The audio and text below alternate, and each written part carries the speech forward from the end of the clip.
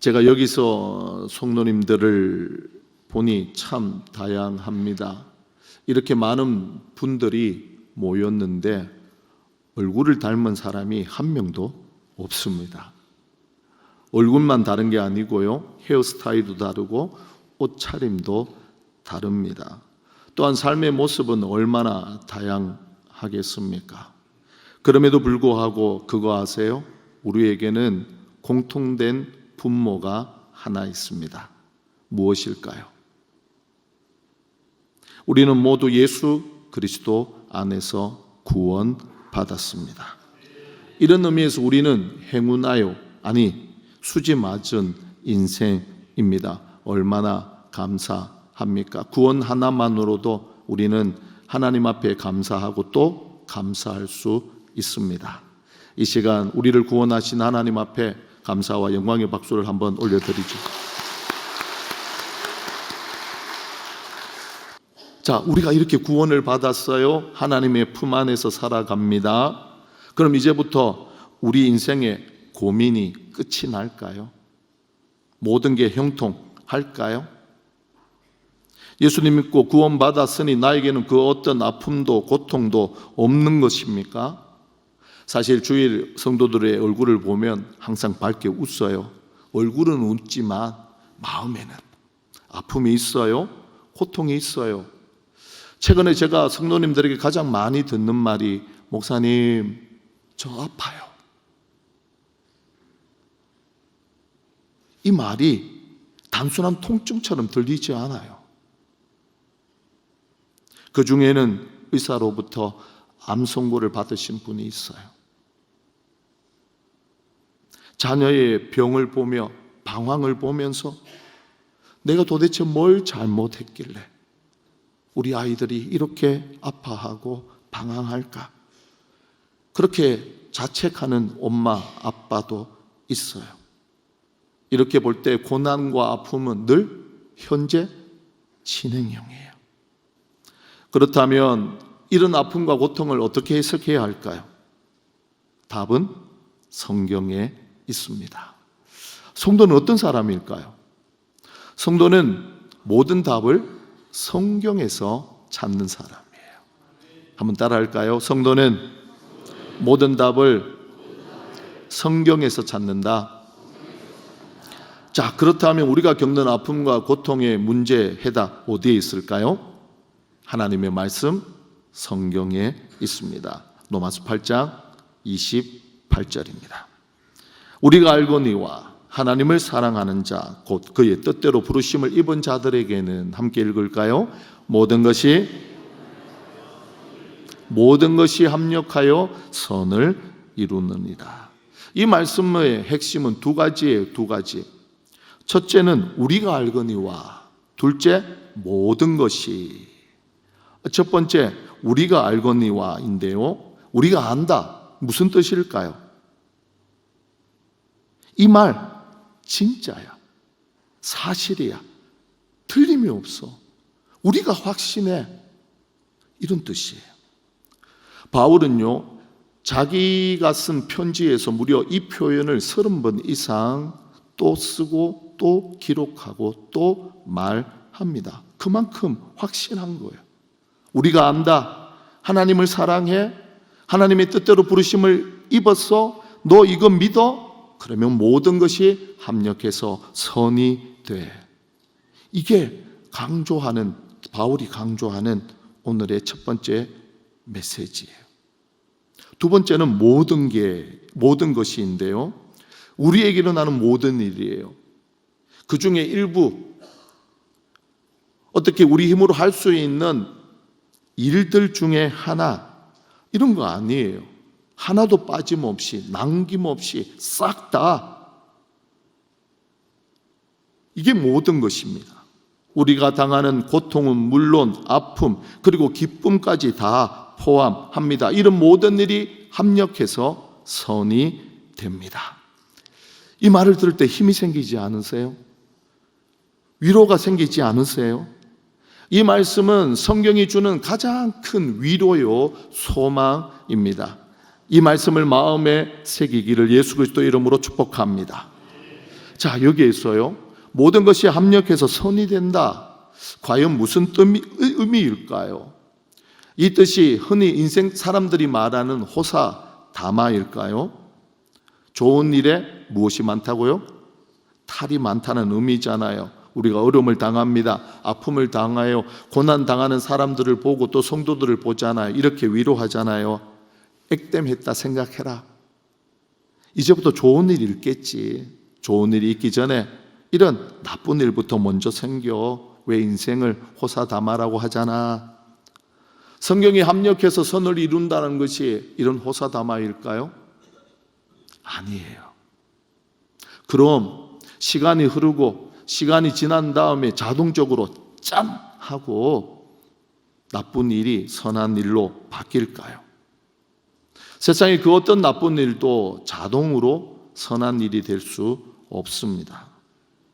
그럼 어떻게 선이 될까요? 하나님께서,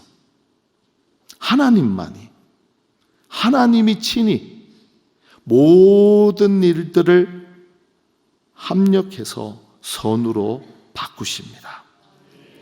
성경에 가장 적절한 이야기가 있어 소개합니다. 창세기에 나오는 요셉입니다. 요셉은 부잣집 아들로 태어났어요. 12명의 아들 중에 11번째로 태어났습니다. 그럼에도 불구하고 아버지의 사랑을 독차지합니다. 형들은 이런 요셉을 미워하죠. 형제인데 어느 정도로 미워했느냐? 기회가 없어서 그렇지, 기회만 있다면 죽일 정도였어요. 기회가 왔습니다. 동생을 죽일 찬스였어요. 하지만 동생을 죽이지 않고 지나가는 노예 상인에게 팝니다. 요셉은 그렇게 애굽 노예로 팔렸어요. 그곳에서 열심히 일했습니다. 인정을 받았어요. 이제 고생 끝, 행복만 있을 듯 합니다. 그런데요, 모함을 받아 감옥에 갇히잖아요. 그런 세월을 무려 13년을 넘게 삽니다. 그 후에 애굽 왕 바로 다음에 권력을 가진 총리가 되죠. 그 후에 형들을 만납니다. 형들은 지은 죄가 있으니까 동생을 알아보고는 이제 죽었다 두려워 떨죠. 요셉이 이런 상황을 다 지나 형들을 향해 이렇게 말합니다. 창세기 50장 20절 말씀인데요, 한번 보시겠습니다. 당신들은 나를 해하려 하셨으나 하나님은 어떻게 하셨다고요? 할렐루야. 하나님은 그 악을 선으로 바꾸셨어요. 요셉은 마치 로마서 8장 28절을 미리 안 것처럼 그대로 풀이해서 말합니다. 요셉의 인생 13년 고난과 아픔, 억울로 점철되어 있지 않았습니까? 그런 인생이 선이 되었어요. 자동으로 된 게 아니에요. 하나님께서 하나하나 엮고 썰어서 그렇게 선으로 만드셨습니다. 로마서 8장에서도 선을 만드시는 분이 과연 누굴까요? 하나님, 우리 아버지입니다. 할렐루야. 하나님이 책임지고 합력해서 선을 만듭니다. 자, 그럼 이 세상에 있는 모든 사람에게 이 말씀이 해당될까요? 그렇지 않아요. 그럼 어떤 사람에게 선이 될까요? 로마서 8장 28절을 자세히 읽잖아요. 전제가 있어요. 어떤 전제냐? 하나님을 사랑하는 자예요. 하나님의 뜻대로 부르심을 입은 자들이죠. 하나님이 부른 사람만, 하나님이 부른 사람의 인생만 하나님이 책임지고 선으로 만드십니다. 하나님이 부른 자가 누굴까요? 도대체 누가 하나님께 부르심을 입은 자들일까요? 예수 그리스도의 이름으로 낚아챈 자, 그래서 하나님의 품 안에 안긴 자들 아닙니까? 지금 하나님 앞에 나와 예배하는 우리 모두 아닙니까? 예수님을 하나님의 아들 그리스도 구원자임을 믿고 구원받은 우리들, 바로 우리들이 하나님을 사랑하고 하나님께 부르심을 입어 하나님이 만드시는 선을 누리는 사람 아닙니까? 할렐루야. 하나님께서 이런 우리를 위해 우리에게 일어나는 모든 일을 책임지시고 선으로 만드세요. 이런 거예요. 내가 너희를 선택했어. 너희가 내 백성, 내 자녀야. 내가 끝까지 책임진다. 로마서 8장 28절이 이걸 말하는 거예요. 자, 여기서 궁금하지 않으세요? 하나님께서 어떻게 내 인생을 합력해서 선으로 바꾸실까? 우리가 함께 읽은 본문 말씀에 그 해답이 나와요. 우리가 예수를 믿잖아요. 그 순간 하나님께서 우리를 자신의 품 안으로 낚아치십니다. 그 후에 우리 안에 아주 신비한 일이 생겨요. 어떤 일이 생길까요?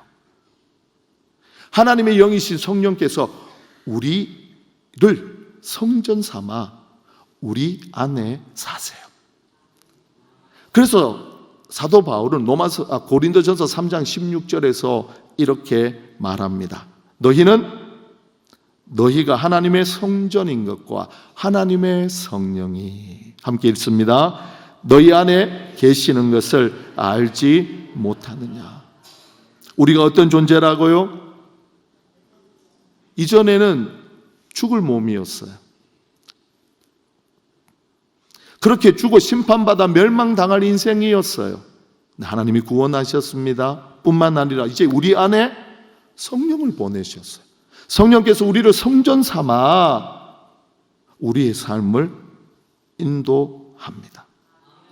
우리 안에서 이는 놀라운 일을 행하세요. 우리를 이끄세요. 우리에게 일어난 일 하나하나를 간섭합니다. 개입하세요. 어떻게 이끄시고 어떻게 간섭하시고 어떻게 개입하느냐. 로마서 8장 26절 27절에 그 내용이 나옵니다.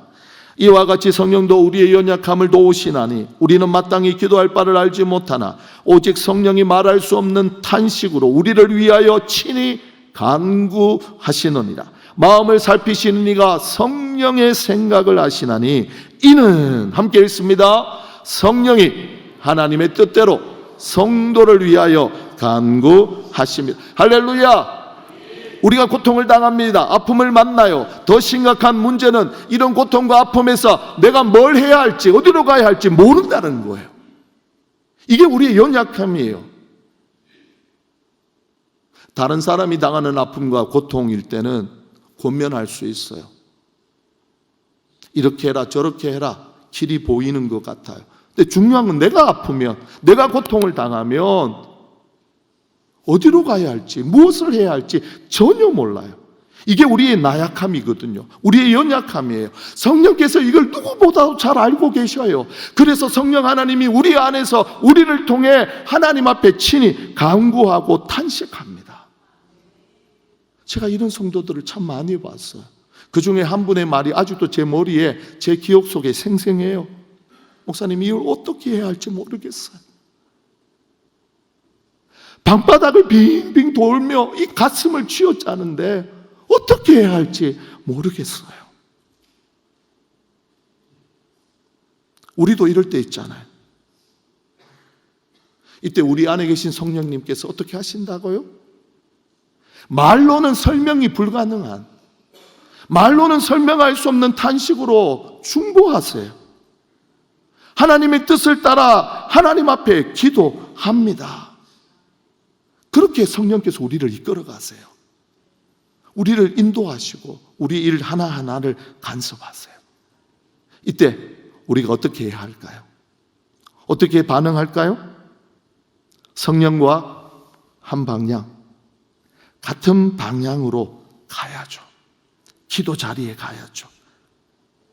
성령께서 이렇게 이끄시는데 나는 방향을 다르게 해서 가요. 이거 더 심각한 문제를 만듭니다. 상황은 훨씬 더 복잡해집니다. 우리에게 고통이 찾아올 때 다른 길로 간다. 이거 잘못된 극단 길이거든요. 이런 길이 두 가지가 있어요. 첫 번째 잘못된 극단의 길이 뭐냐? 자신을 학대하고 절망합니다. 이 착한 사람들, 성품이 좀 착하신 분들이 주로 이렇게 반응해요. 문제가 생깁니다. 아픔을 당합니다. 내가 뭘 잘못했나 보다. 가슴을 쳐요. 근데 실제로 내가 잘못했어요. 문제가 생겼어요. 그러면요, 회개하시면 돼요. 하나님이 그 회개하는 순간 즉시 회복시킵니다. 하지만 그렇게 하지 않는 게 문제잖아요. 자신을 괴롭혀요. 학대해요. 정죄합니다. 이거 잘못된 극단의 길이에요.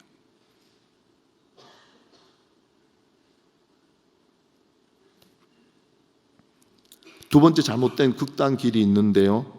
타인을, 세상을 원망합니다. 이런 사람들은 다 너 때문이야. 당신이 나를 이렇게 만들었어. 남 탓만 합니다. 아이들이 이걸 잘해요. 이거 다 엄마 때문이야. 아빠 때문이야. 그런 아이들의 불평이 혹 우리의 모습 아닙니까? 다른 사람을 원망해요. 비난합니다. 문제가 해결됩니까? 아니잖아요. 더 심각해집니다. 자신을 향해 절망해요. 타인을 향해 원망합니다.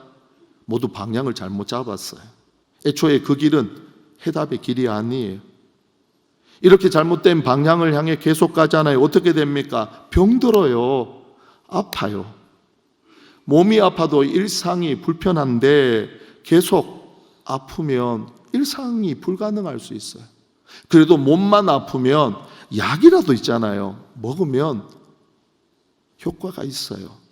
하지만 마음이 아프잖아요. 약도 없습니다. 그렇게 방치하면 우울증, 공황장애로 고통받습니다. 주변에 이런 분들이 많잖아요. 목사인데도 그런 분들을 보면 제 마음이 너무 아파요.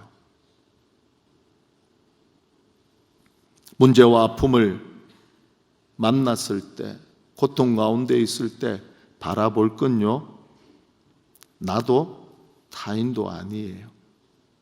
그렇다고 상황과 환경은 더더욱 아닙니다. 우리가 바라봐야 할 분은 로마서 8장 28절이 말하는 하나님입니다. 모든 걸 합력하여 선을 이루시는 선하신 하나님이에요. 선하신 하나님을 바라보세요. 선하신 하나님을 생각하세요. 이렇게 볼 때 로마서 8장 28절은요, 영적 나침반과 같아요. 로마서 8장 28절이 무엇이라고요? 영적 나침반과 같아요. 나침반 잘 아시죠? 나침반의 N극은 항상 어디를 가르칩니까? 북쪽을 가르칩니다. S는 남쪽을 가르치잖아요. 사람들은 이것을 보며 자신이 가야 할 길을, 목적지를 찾습니다. 틀리지 않아요. 나침반을 따라가면요, 나침반은 어떤 상황 속에서도 거짓말을 하지 않죠. 로마서 8장 28절은 영원히 변하지 않는 영적 나침반입니다. 문제를 만났어요. 아픔이 왔어요. 해결할 수 없어요. 이제는 끝났다. 좌절하고 절망합니다. 거센 인생의 폭우가 내립니다. 폭풍을 만났어요. 어디로 갈지 어떻게 할지 몰라요. 그때 영적 나침반 로마서 8장 28장이 우리에게 선하신 하나님을 보게 합니다. 할렐루야. 그분께로 우리를 이끌어요. 우리를 어긋난 길에서 바른 방향으로 돌이킵니다. 흔들리는 신앙과 믿음을 바로잡습니다. 잘못된 길로 나갈 때마다 스톱! 멈춰! 우리를 세우고요, 다시 하나님께로 돌려놓습니다. 하나님께서 우리가 완벽해서 모든 걸 합력해서 선으로 만드는 게 아닙니다. 오히려 흔들리니까, 실패하니까, 좌절하니까 우리를 일으키세요.